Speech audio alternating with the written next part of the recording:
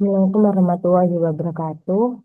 Perkenalkan, nama saya Neli Aulia Kurzi dengan NIM 210603110033. Di sini saya akan mereview jurnal dengan judul Stabilitas Vitamin D3 pada babi atau susu kerbau fermentasi.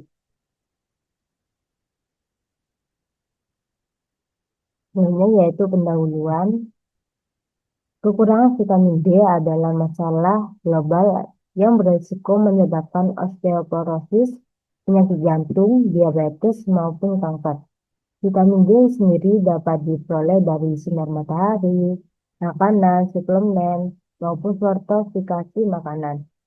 Jadi sendiri merupakan produk fermentasi susu kerbau khas dari Sumatera Barat yang memiliki potensial sebagai media fortifikasi vitamin D.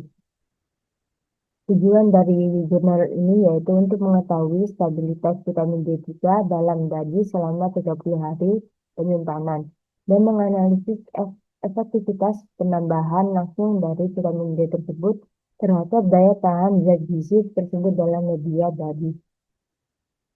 Ini yaitu metode di mana pertama dipanaskan susu kerbau pada suhu 78 derajat Celcius selama 15 menit, lalu didinginkan pada suhu 30 derajat Celcius dan ditambahkan vitamin D sebanyak 900 IU. Lalu difermentasi selama 2 hari dalam bambu dan daun pisang pada suhu ruang dan dilakukan penyimpanan pada suhu minus 18 derajat Celcius.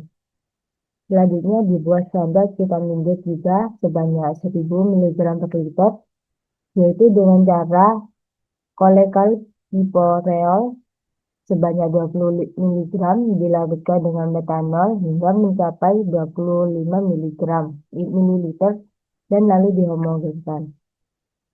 Selanjutnya dianggarkan larutan standar tersebut dari 1000 mg per liter hingga 10 mg per liter, sehingga didapatkan larutan standar 10 mg per liter. Selanjutnya, larutan standar tersebut ditambahkan 40 ml etanol 95% dan 50 mg asam tirogalat. Selanjutnya dialiri gas nitrogen dan dipanaskan dalam water bath kurang lebih 80 derajat Celcius selama 45 menit sambil dikocok tiap 10 menitnya. Dan ditambahkan 10 ml KOH 50% larutan didinginkan. Dan ditambahkan 10 ml asam asetat glasial lalu didiamkan pada suhu ruang dan ditambahkan campuran THF etanol 95% dengan perbandingan 1:1 dan dihomogenkan. Lalu didiamkan selama 1 jam pada suhu ruang atau 24 jam pada lemari pendingin. Kemudian larutan disaring menggunakan filter PTFE 0,45 mikrometer sebelum dianalisis dengan HPLC pada panjang gelombang 264 nanometer. Hasil dari penelitian ini yaitu yang dilakukan selama 30 hari penyimpanan,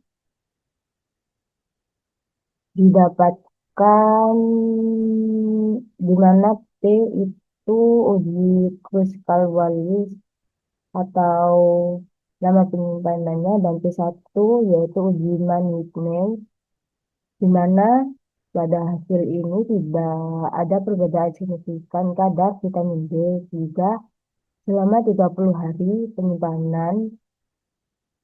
Selama 30 hari penyimpanan itu nilai P-nya itu lebih besar dari 0,05. Kemudian terdapat penurunan kadar terjadi pada hari ke-9 dan hari ke-30, di mana pada hari ke-9 dari hari ke-3 ke-9 dari kadar 24 ke 12 mengalami penurunan, dan pada hari ke-23 ke 30 mengalami penurunan dari 44 ke 0. Dan ada beberapa sampel tidak terdeteksi vitamin D3-nya di hari ke-16 dan 30 dengan hasil 0,00 pada kedua hari tersebut. Dan pada tabel hasil menunjukkan fluktuasi namun tidak signifikan secara statistik.